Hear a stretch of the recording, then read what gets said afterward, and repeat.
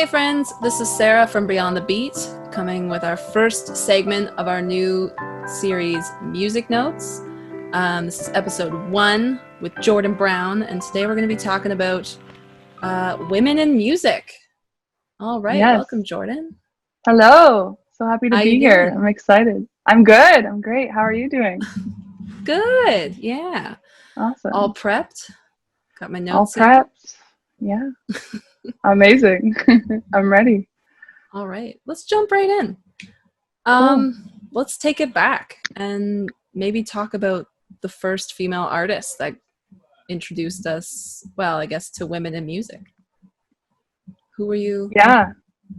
So I guess first female artist I was really into, I feel like came from my mom and my aunt, because there was a period where my aunt was staying with me for quite a while and staying at her house, and they would always like cook meals together and just always be in the kitchen. And so I feel like a lot of my childhood revolves around like the music that was played before dinner and like just dancing and talking and making food and stuff.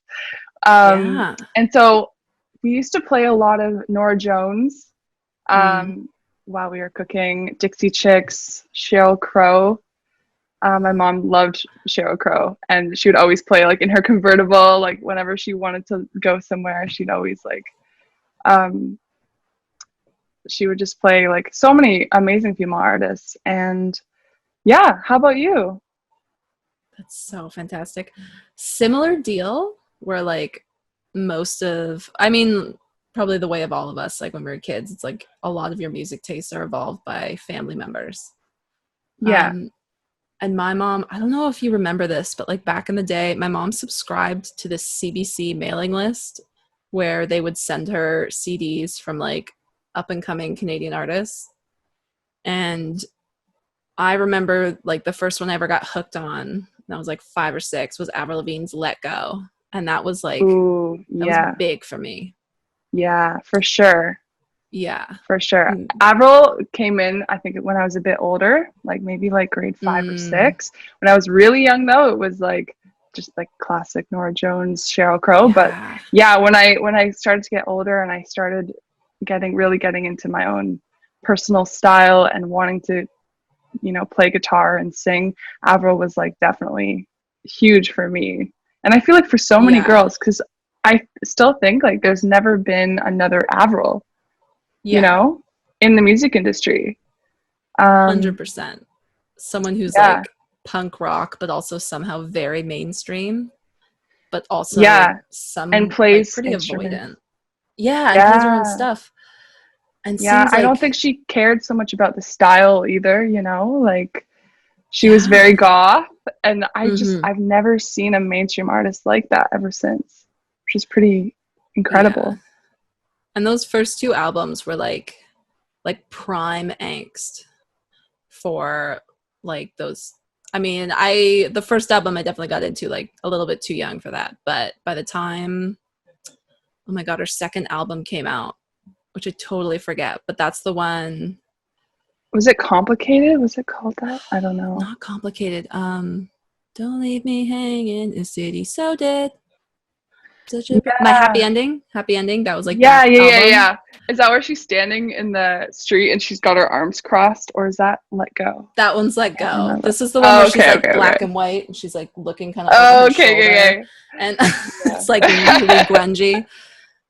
She really leaned into it for that album, which like I definitely really got into when I was like 11 or 12. Although it probably came out a little bit before that, but me too. And I think we're around the same age, right? Yeah. So I feel like 96. we would. Okay, I'm 97. Yeah, same. So we were definitely in the same era of Avril. Yeah. And I think the other girl that was even remotely similar to Avril, I think, was Hilary Duff. Yeah. Because she had like a phase where she, like, the girl can rock. She had like a tour. She was the first person I ever saw in concert. Actually, I think I was like 7. No way. And she definitely had like a darker phase, and I think that was when Avril was in the peak of her like career success and everything before she went super pop. But Oh yeah, my those are the, gosh. it's kind of like strange to think that like I don't listen to those artists very much anymore. And Mm-hmm. I don't have like that deep of a connection with them. But Yeah. but back then they were so influential to me. Um, but now they've definitely kind of fizzled out, and it's interesting that that vibe was just never like prolonged through their artistry and their careers. 100%. Like Hillary makes a little more sense to me that she would sort of phase out a little bit. But like Avril's still coming out with music, and it's just like after her It's not third the album, same. Best Damn Thing, I just kind of was over it Yeah. a bit. Hmm. Although she, yeah, I mean, I think there's something to be said. I've heard a few of her like songs that she's put out in the last 5-10 years, and it's just doesn't hit the same. It really Yeah. doesn't. Yeah. And I question if she's writing her own stuff anymore and Mm, things like that. I know she got Lyme's disease actually, so I think that was a big struggle for her. But anyway, yeah. Avril yeah, was huge like 10 years ago for me, for sure. So, yeah. yeah. Um, so funny, interesting.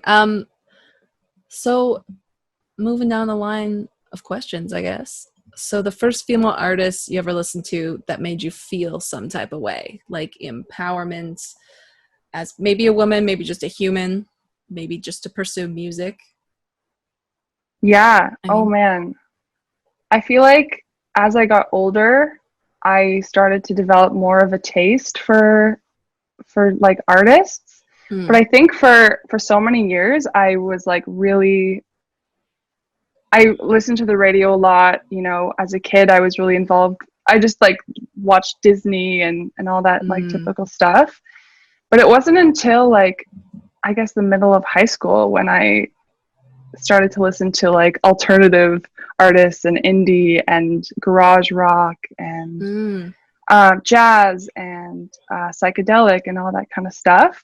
And I think it was really it wasn't until even university, and I don't know, I think a lot of people might have this experience where you go away and you're away from home and then you're introduced to all these new people. And I learned a lot about just different styles of music that I'd never been shown before through like the mainstream media.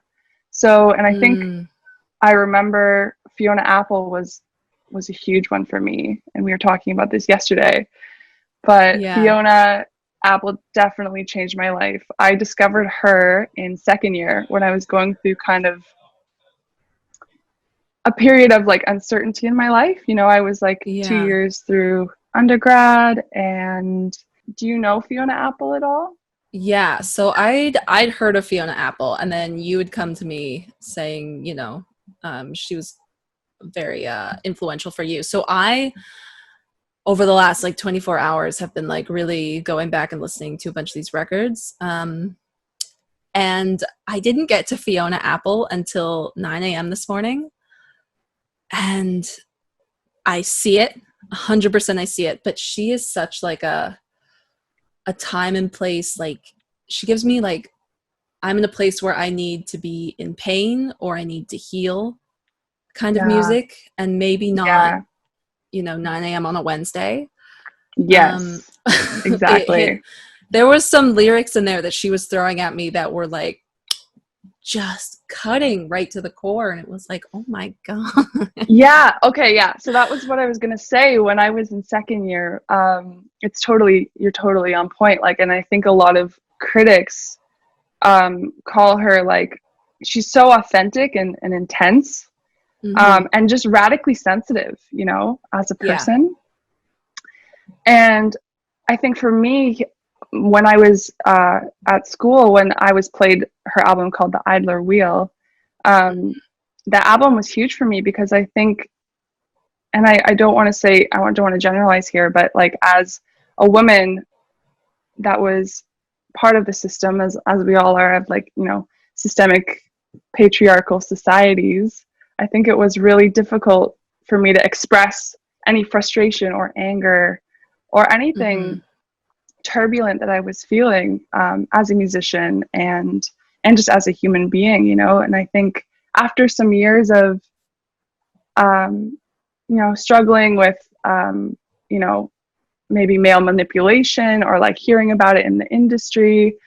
And just being like a young teenager, Fiona was really an outlet for me, because as soon as I heard a woman that was as authentic as her, I was like, wow, like it's okay to feel this way. It's okay to feel a little bit, to feel frustrated. And I Yeah. just feel like so many women in the industry and so many women, especially singers and songwriters, they don't necessarily articulate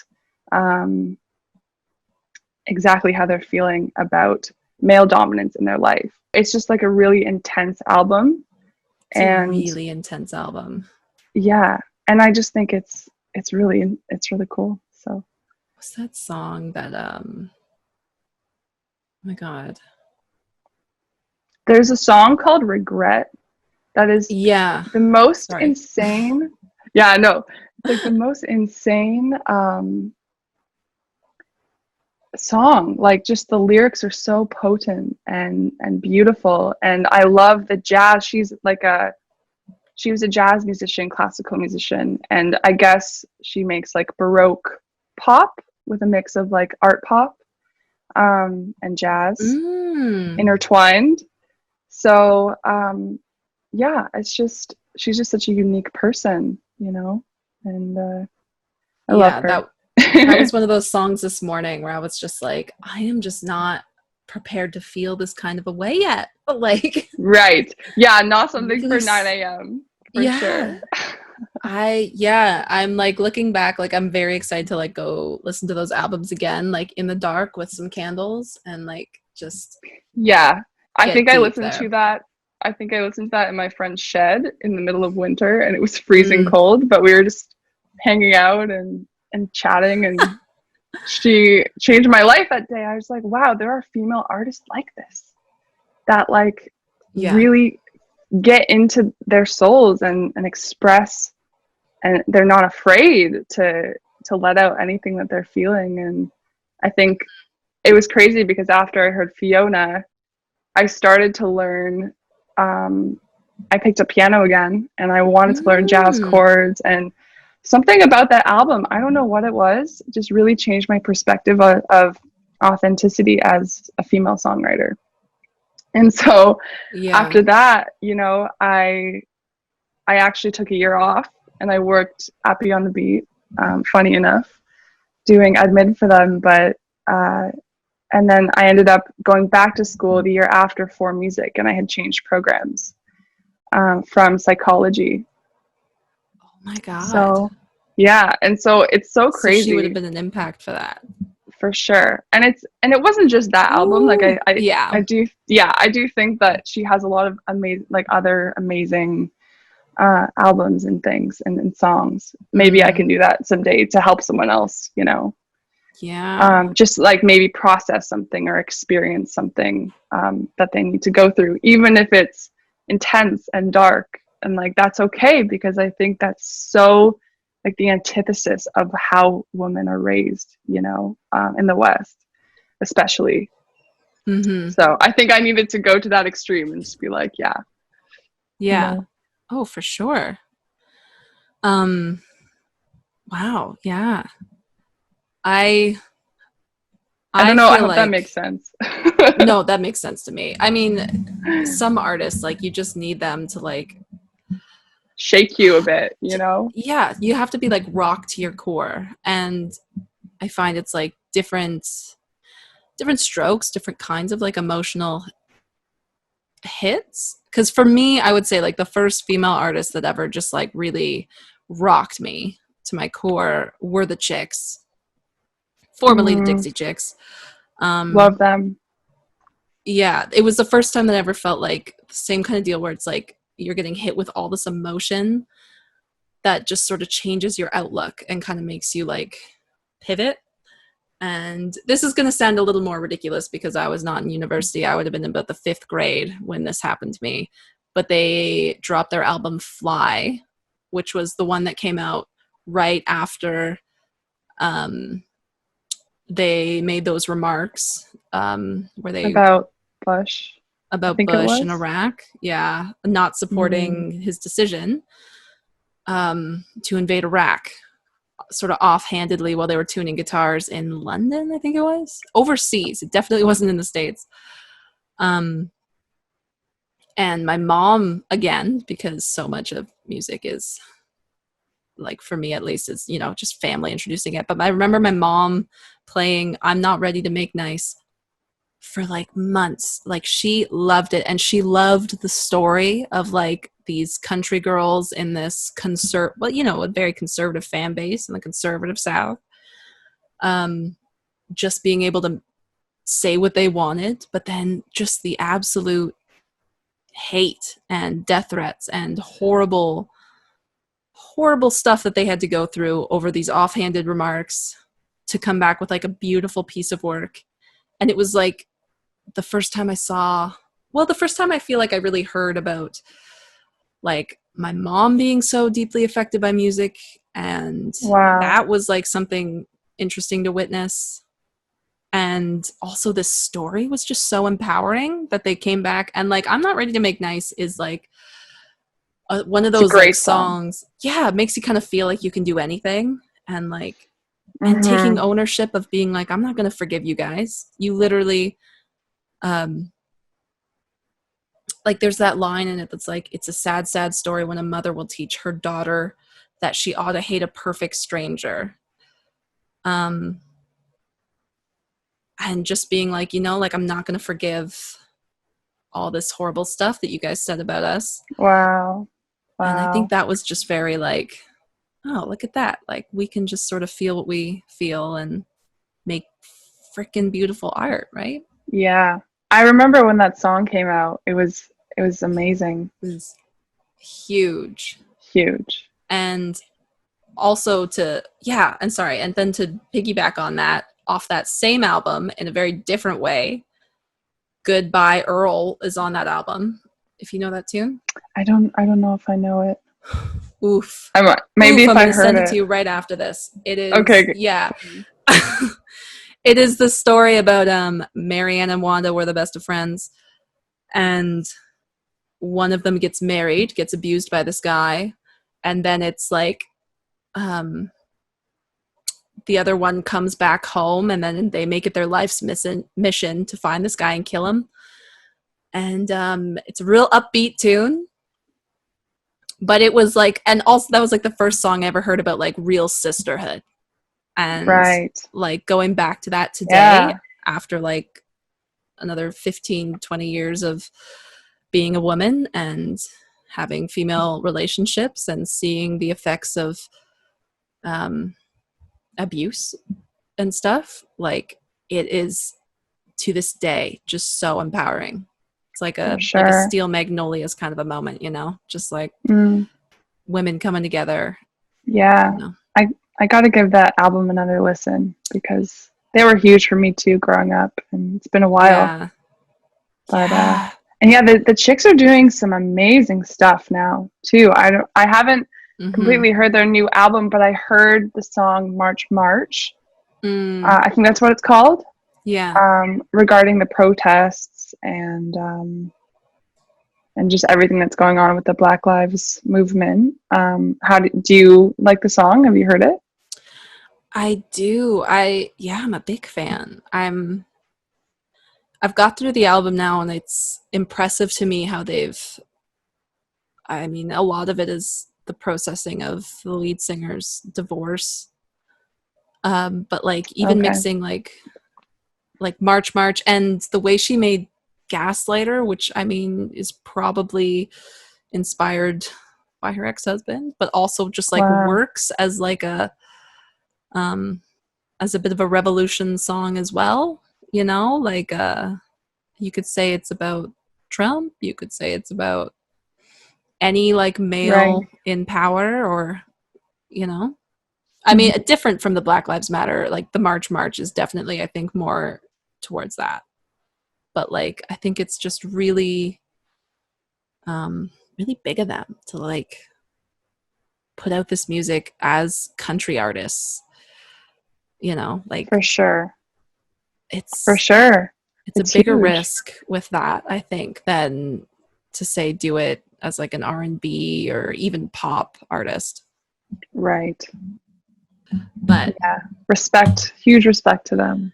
huge Oh respect to man. the chicks. Even changing their Yeah. name. That's Yeah. crazy. Like I know. I feel like they did it so swiftly. Like, I'm not one to really yeah. look through like media articles and stuff, but like when they did it, I was like, okay, great. Like, I'm ready to come Yeah. on board with them and like let's do it. Like, still a fan, you know? It's not going to change my perception whatsoever of them. Yeah.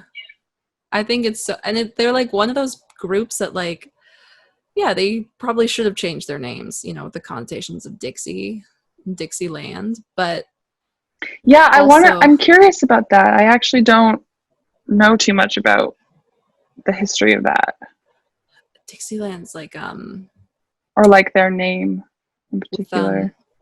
like the Southern as Confederates, right? Southern Confederates, and the anthem. One of the anthems for the Southern Confederates back in the day was like um, Dixieland, Okay. and then Dixie becomes like um, a reference to both Confederate soldiers and also like just being from the South. But it's like a Right. celebration of like, you know, the romanticism of this South is really only romantic for white people. Yeah. So, Gotcha. Gotcha. you know, it was cute for a second, you know, like because it's really like, oh, the Southern chicks, but like, you know, we're like real Southern Right. belles types. Yeah. And again, this is like me as a Canadian girl being like, I think this is my knowledge of it. Hmm. But it's almost like the Confederate flag these days, you know, like it's just, Yeah. It's not a thing. It's not. yeah, we can't keep standing Yeah. behind this anymore. Yeah. Gotcha. So huge. Huge. Huge. I'm happy they did it. Yeah. Yeah. Oh my God. Yeah.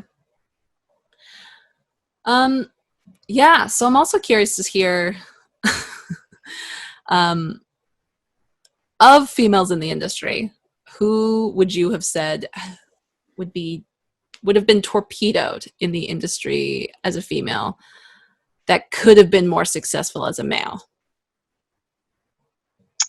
When I read this question, I my first instinct was just to say all of them, which we were talking about yesterday.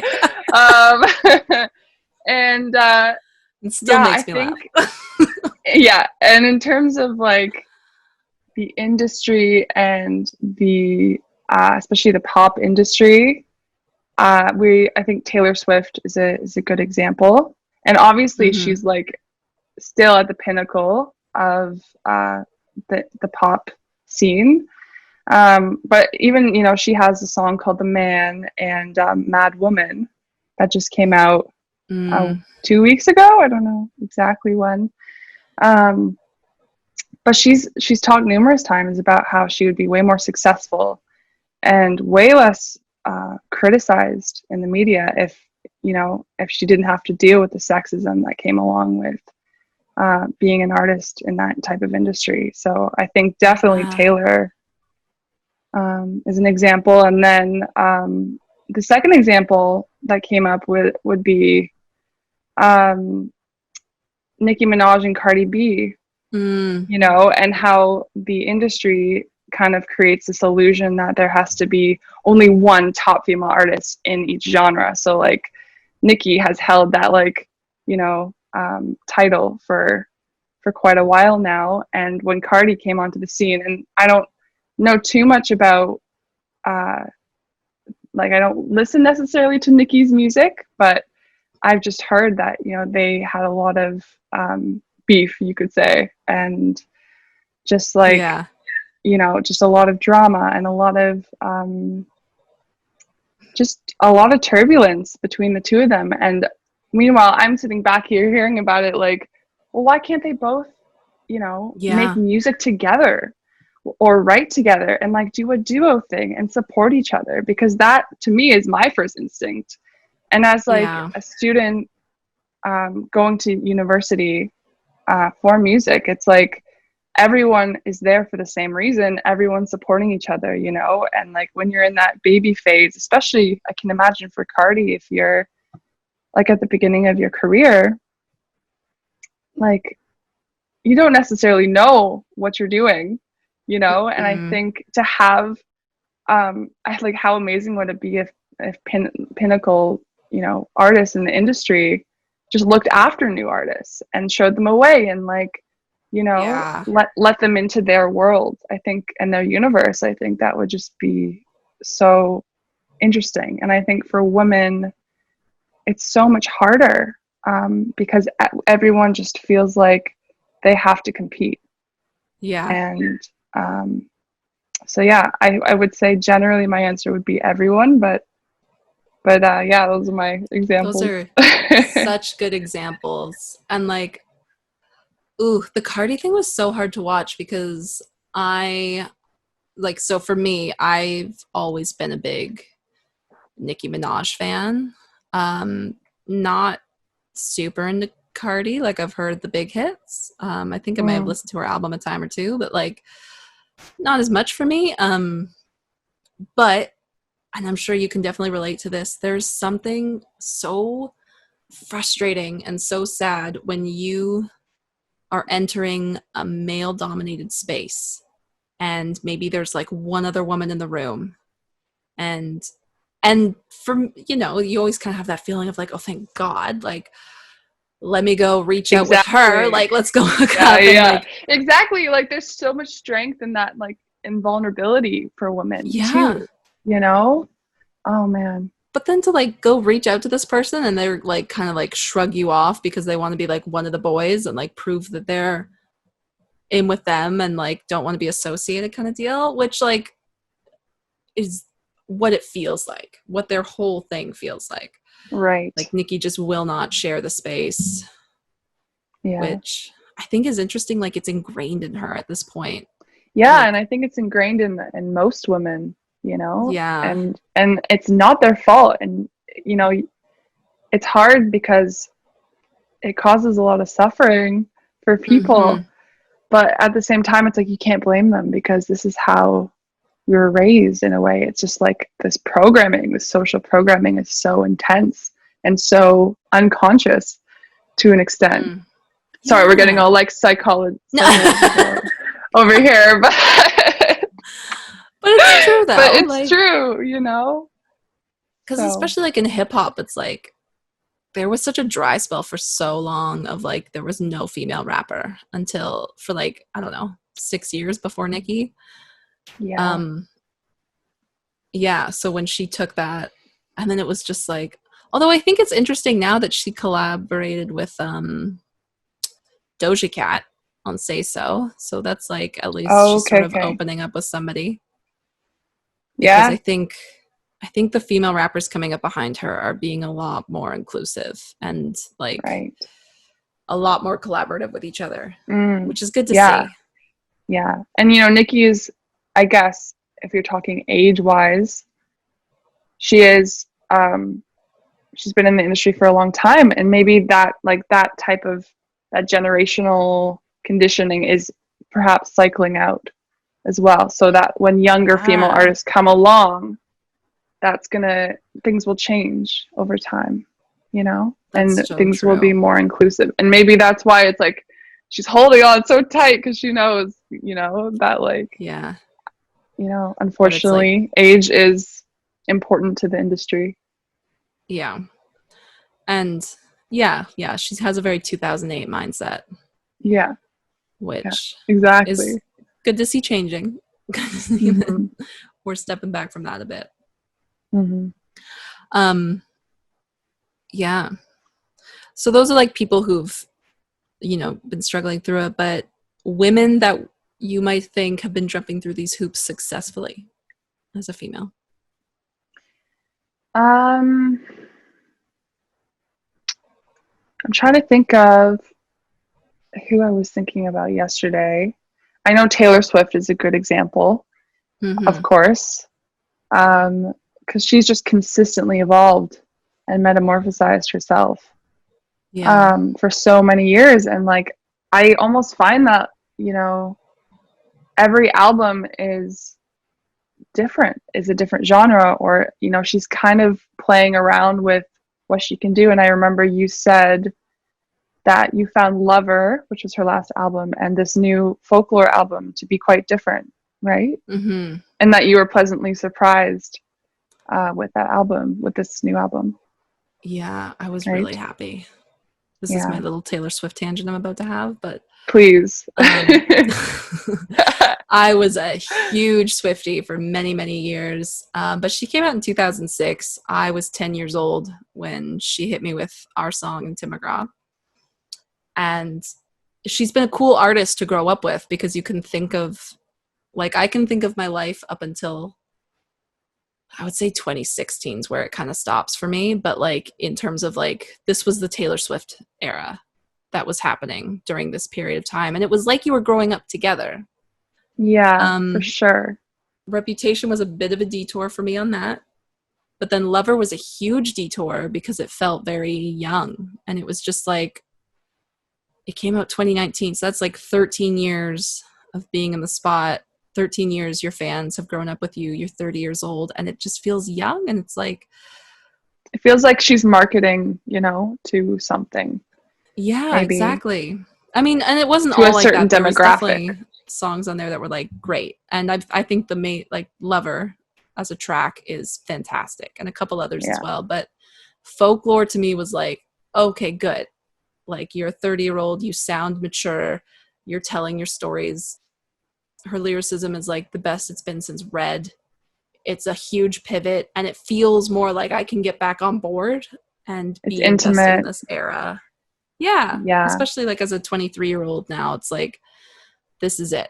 This is more right. Grow with us kind of thing. I haven't heard the album fully, but Mad Woman really hit, you know? So just good. The lyrics. I don't remember do you know the chorus? Oh my God. When you say, I get angry, I get more angry. What about that? No one likes a mad woman. You made her like that. Oh. Yeah.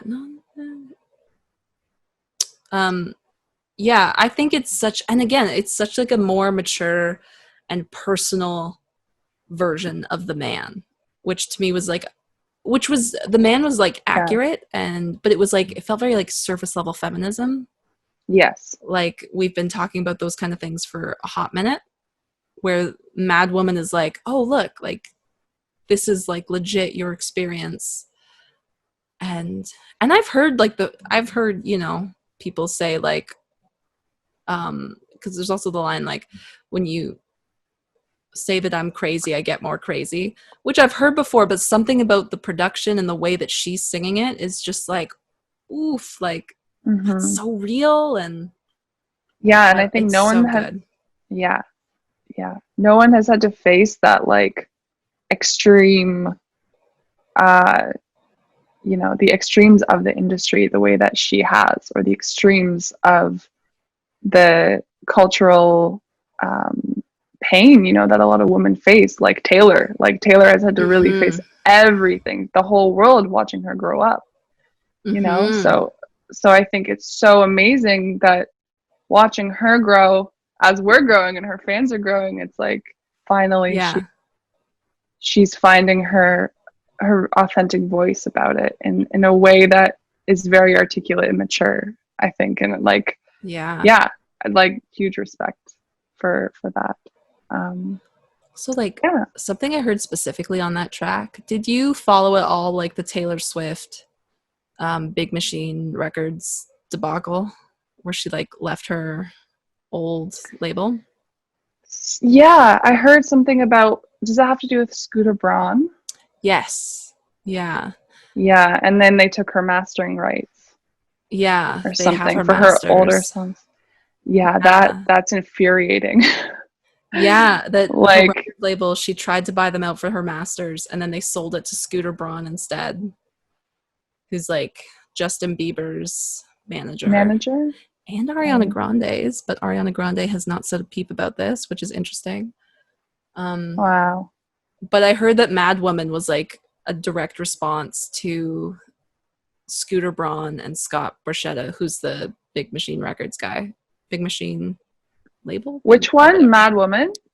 Yeah, like that's her response to like feeling like gaslighted by those two. Wow. Is what I've heard. Again, it's all Wow. speculation, but yeah, which I think adds to that whole like extra personal level right. of the track. I love the word gaslighting. Me too. Honestly, when I learned about it a couple years ago, I was like, F. Like, Yeah. I feel like, oh, I personally have been through that with men. Yeah. Especially. And I don't, no hate towards men. There are some really beautiful men out there, but like, holy, like, it's yeah, the amount of manipulation. And I can imagine Yeah. when there's like huge amounts of money involved. For example, with an artist like Taylor, it's like everyone wants a piece of you. Everyone wants something from you. And like I'm just so happy that she feels like she can bring her voice into her art and just freaking talk about it. Yeah. And so she feels so nice to have that word for it, eh? Yeah. It was like and so many years of not having it. Yeah. Yeah. Or And at least like, yeah. Sorry? It's strange that like that has to be seen as courageous too, right? Like why can't women just be, just talk about these things? But anyway. Like why does it have to be such a big statement every Yeah. time? Yeah. It'd be good to get to the day where it's not. Although I guess if we got to a day where it's not, then maybe we would get to a day where these issues don't really happen as often, potentially. Mm-hmm. Exactly. Another artist, I'm curious to hear your opinion on this. I was a late Beyonce bloomer. I got into her after, like I really, really got into her after her self-titled album in 2013. The one with like Me Drunken too. Love. Yeah? Drunken Love is great. Yes. So, yeah, that was a whole very album's just so experimental. It was a very experimental album. Yeah. I really enjoyed it. Yeah. Yeah. And I'm really glad that I got into her then so that I was really hyped over like the Lemonade visual album and like Baychella and all that stuff following. But a friend of mine actually like we went to go see the Lemonade tour. Have you ever seen her in concert? Yes. I saw her a couple years ago. I was in like Incredible. the highest nosebleeds ever. Yeah. She was like this big. But yeah, she was great. She was great. She was so good. I've been to I've actually have not been to the same amount of concerts that especially a lot of people in, like who grew up in Toronto have. But she's like, that was the only concert that I ever walked out just feeling like, God, like I could go beat somebody up right now. Like I could, that's a little bit aggressive, but like I just felt so empowered afterwards. Just like, what can't I do? Like I could complete the LSATs or like fly a plane. Like I just remember feeling so jazzed after that. And ever since I've recommended it to all my female friends, and this is like as a white girl too, that I walked out feeling this empowered. Like I can't even imagine how different that must be for people of color. Yeah, totally.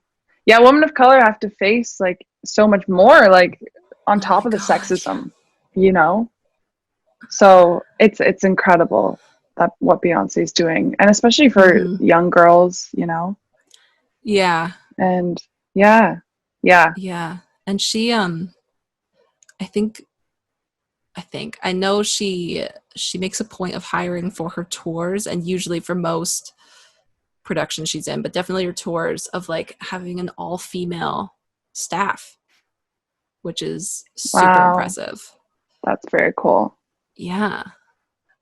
And you kind of just feel that from her, like this energy of like from the shows of just feeling like, oh, this is like a really female driven event.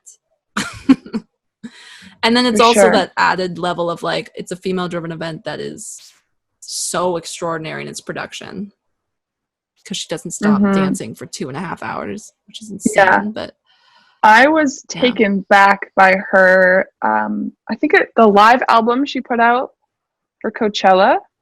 Oh, just, yeah.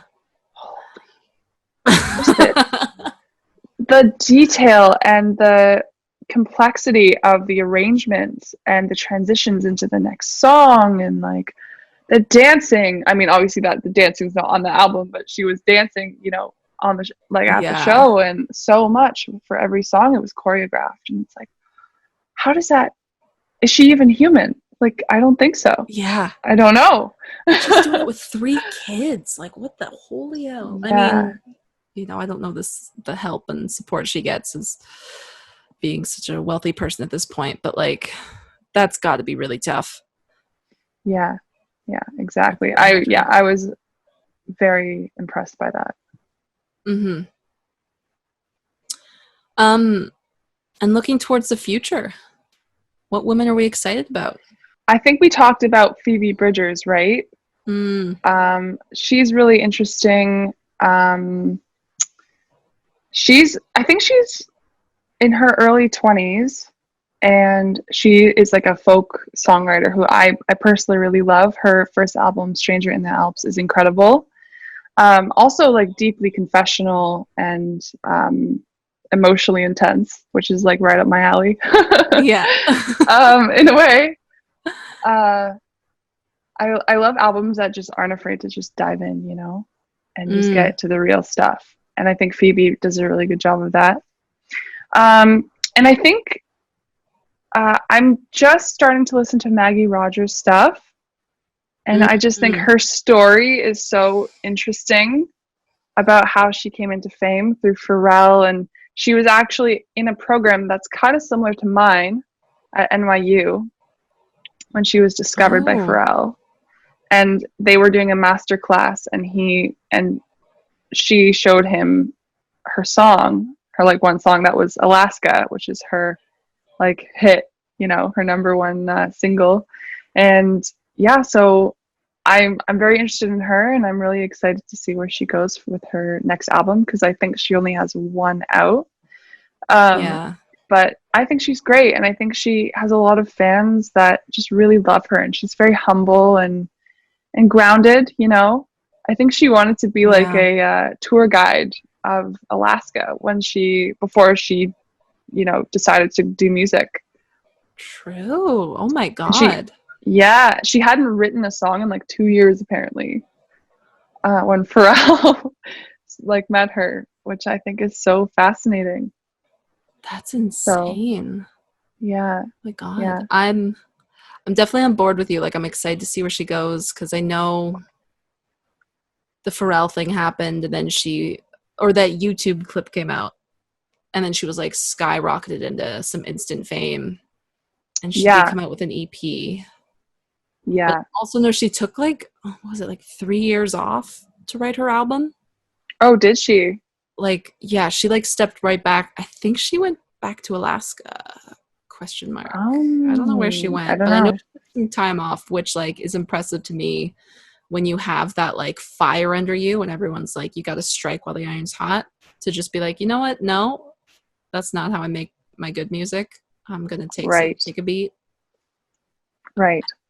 I really appreciate that from her, because this is like a really good alternative pop album.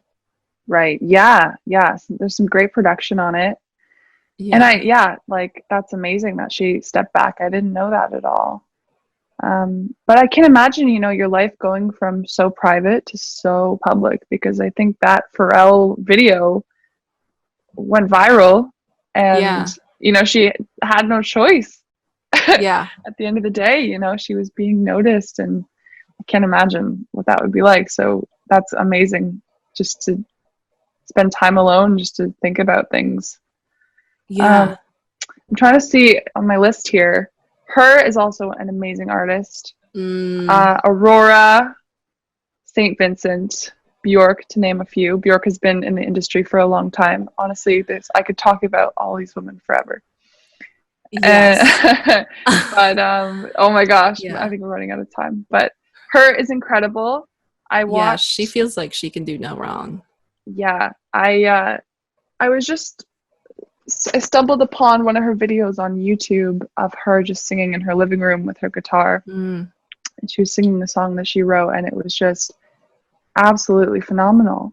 And it was simple. It was like a simple pop tune, but the chords were interesting. The melody was interesting. Her vocal control was unbelievable. And wow. just like, oh, I was just taken back by her. And she's gorgeous, on top of Yeah. everything. But and she wrote that big song with Daniel Caesar. Um, I Yes. actually Sorry. Best Part, I think it's Yeah. called. Yeah, yeah. So I think she already has a Grammy or something, Mm, I think but she is still too. very new artist. And she plays electric guitar, right? Yeah, I think she plays both, but Plays both. yeah. I remember seeing her like with an electric guitar and kind of having like a bit of a Bahamas moment of just sort of like this like shredding, but like in this really relaxed, beautiful way. Mm-hmm. God, I wish I knew where I'd seen that. Anyway, it doesn't We'll have matter, to but find it. I'll there send you is some links. something, please. Yeah. There's something so satisfying to me about satisfying, beautiful, something about like a woman playing an electric guitar that's always just like Oh, A plus. Like carry on. yeah, Great work. yeah, totally. And watching Joni Mitchell play, Mm, there's I watched her 2 days ago playing live, I think in the 60s, 70s. Um, and I was like, just eating my breakfast, watching a video of her, and all of a sudden there was just tears streaming down my face oh watching my her, and god. like not even like I wasn't sad or anything. It's so beautiful. And Yeah. there's something about a woman singing and playing and just deeply expressing herself that is just so beautiful, Hmm. um, and feeds my soul. So Yeah. yeah, women I musicians are just so special, so special. yeah, I don't know that you've lived until you've cried over a Joni Mitchell song at some point. Yeah, This is a exactly. little off target, but I felt like I matured like 30 years the very first time I saw, oh my God, that Christmas movie, Love Actually. Mm, You've seen it, yeah, right? yeah, That yeah, it's scene a where good Emma movie. Thompson puts in that Joni, oh my God, Yes, and both she's sides listening to now. Both Sides Now, and I she's was like just crying, thinking trying to of get that. herself together. Oh my God, like I could, it's so emotional, and you're just like, oh my God, like she has to just, and she's just like crying quickly to Both Sides Now before she gets herself together to go take her kids out for this thing Yeah, and she's with just her found out cheating that her husband. yes. And I Oh was my just like, god. oh my God. I was too young to see that, but I just felt like suddenly I was like a whatever 35-year-old woman with two kids and a cheating husband. It Yeah, was a lot, but the power of I think Joni. I yeah, Power of Joni. And it's like her Both Sides Now, like part two, where she's older and she re-recorded it, and her Yeah. voice is so deep and oh Are you? Oh my God. I know that that one's called Blue. What's the original when she's younger? Do you know? no, I don't know. I should know. Are you more of like a Blue, young Joni or like a blue Joni? um, I think I definitely started out as a Blue Joni, Mm. actually, And and now I'm kind of all over the place. So interesting. yeah, I, yeah, you know what? Actually, that's probably true. Because I would have said I was a blue Joni, but also blue Joni is like when you really need a good cry to me versus interesting. young Yeah. Joni is a little easier to swallow on like a nice sunny Mm, day yeah. if I don't want I'm to get trying too to in my feelings. right. Clearly, I'm just always getting in my feelings, I think. I used to listen to a lot of sad music, but Yeah. I'm definitely coming out of it now. But you know what? As women, you got to give yourself the space. you know, Yeah. to experience and process the things that we It's so do. true. You know, It's it's just so the way it true. is. It You is. know. That's so true too. It's so funny. All the albums you sent me, um, in preparation for this, were wrecked She's by the going. end. It's not emotionally prepared. Oh man. Oh, I'm sorry.